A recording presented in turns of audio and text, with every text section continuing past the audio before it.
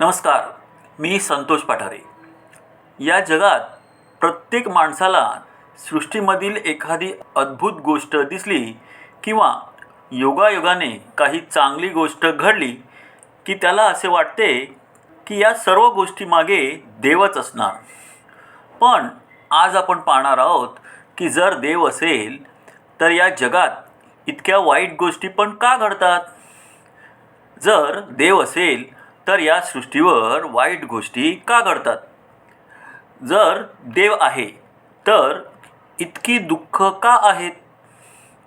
भूक, युद्ध, अन्याय, आजार या सगळ्या वाईट गोष्टी देव थांबवत का नाही. आणि जर आपण हा प्रश्न विचारला तर आपल्याला धर्मद्रोही का म्हटलं जातं. आज आपण हा प्रश्न टाळणार नाही. आज आपण थेट या प्रश्नाला भिडणार आहोत. प्रश्न विचारणं चुकीचं आहे का. सर्वात आधी एक गोष्ट स्पष्ट करूया. देवावर टीका करणं म्हणजे धर्मद्रोह नाही. जर एखादी गोष्ट खरी असेल तर ती प्रश्नांना घाबरत नाही. विज्ञानात आपण प्रत्येक गोष्टीवर प्रश्न विचारतो, मग धर्मात का नाही. धार्मिक संस्थांवर प्रश्न विचारणं म्हणजे द्वेष नव्हे तर सत्य शोधण्याचा प्रयत्न आहे. मुख्य प्रश्न काय आहे की देव असेल तर वाईट गोष्टी का घडतात. हा प्रश्न नवीन नाही. हजारो वर्षापासून माणूस याच विचारात आहे. जर देव सर्वशक्तिमान आहे तर तो वाईट थांबवू शकतो. जर तो सर्वज्ञ आहे तर त्याला वाईट होणार आहे हे माहीत आहे. आणि जर तो दयाळू आहे तर त्याला वाईट थांबवायची इच्छा असावी. मग तरीही वाईट का होतं. धार्मिक उत्तरं काय असतात. 1. कर्मसिद्धांत. लोक म्हणतात हे सगळं कर्माचं फळ आहे. आणि काही लोक आणखी एक पाऊल पुढे जातात. ते म्हणतात हे पूर्वजन्मीच्या पापाचं फळ आहे. पण एक साधा प्रश्न, आपल्याला पूर्वजन्म आठवतो का. जर नाही तर आपण कसं ठरवणार की कोणत्या पापासाठी शिक्षा मिळते. हा न्याय आहे का. कल्पना करा, तुम्हाला शिक्षा मिळते पण तुम्हाला तुमचा गुन्हा आठवतच नाही. हा न्याय आहे का. एक लहान मूल ज्याला अजून जग काय आहे हेही माहीत नाही, पण त्याला गंभीर आजार होतो आणि आपण म्हणतो पूर्वजन्माचं पाप आहे. हे उत्तर खरंच समाधान देतं की आपण फक्त प्रश्न टाळतो.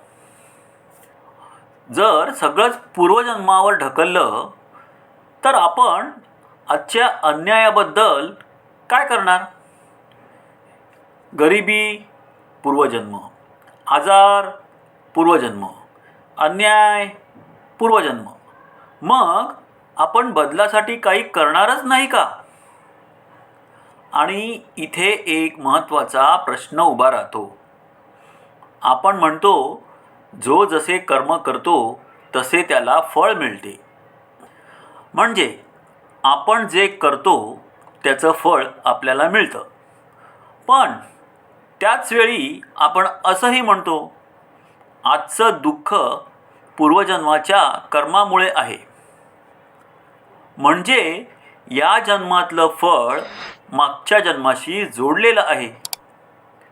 मग प्रश्न असा आहे, जर सगळंच पूर्वजन्मावर ठरलेलं असेल तर आपल्या आताच्या कर्माचा अर्थ काय उरतो.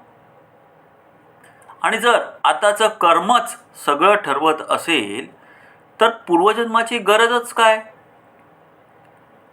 हे दोन्ही एकाच वेळी खरं कसं असू शकतं.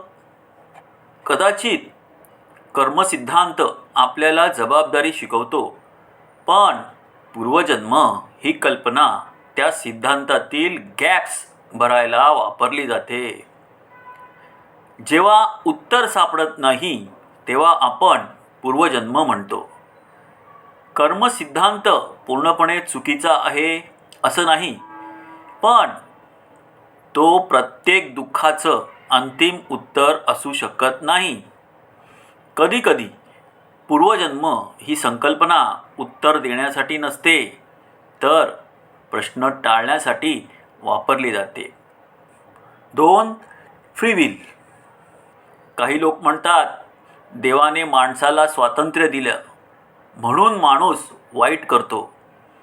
हे काही अंशी खरं वाटतं, पण नैसर्गिक आपत्तीचं काय? भूकंप, पूर, वादळ हे कोणाच्या फ्री विलमुळे घडतं? 3. देवाची योजना. काही लोक म्हणतात देवाची योजना आपल्याला समजत नाही. पण जर कोणतीही गोष्ट देवाची योजना म्हणून एक्सप्लेन केली तर मग आपण काहीच विचार करू शकत नाही. कदाचित प्रश्न देव आहे की नाही हा नाही, तर आपण देवाला कसं डिफाईन करतो हा आहे.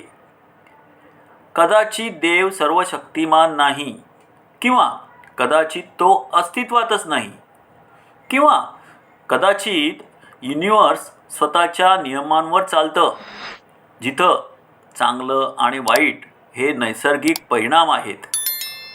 आग जाळते, ती चांगल्याला किंवा वाईटाला वेगळं करत नाही. मानवी जबाबदारी. जर देव वाईट थांबवत नसेल तर मग कोण थांबवणार? आपण. कदाचित देवावर विश्वास ठेवणं किंवा न ठेवणं महत्त्वाचं नाही. महत्त्वाचं आहे आपण काय करतो. जर कोणाला भूक लागली असेल तर त्याला अन्न देणं हा खरा धर्म नाही का?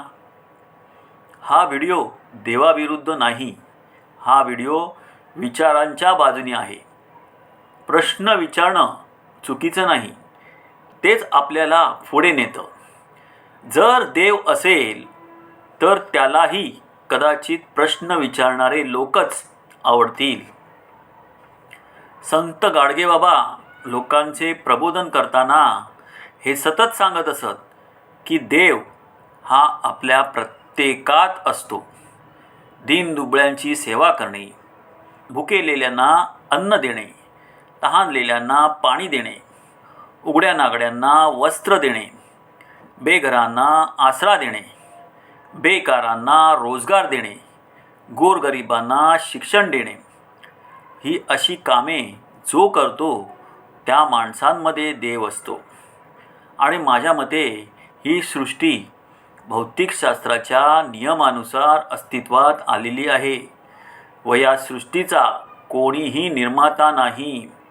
कारण जर देवाने ही सृष्टी निर्माण केली असेल तर देवाला कोणी निर्माण केले हा प्रश्न पडतोच ना.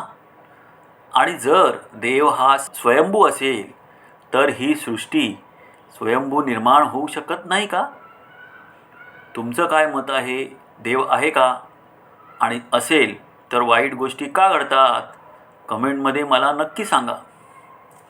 जर हा व्हिडिओ आवडला तर व्हिडिओला लाईक, शेअर आणि सबस्क्राईब करायला विसरू नका. धन्यवाद.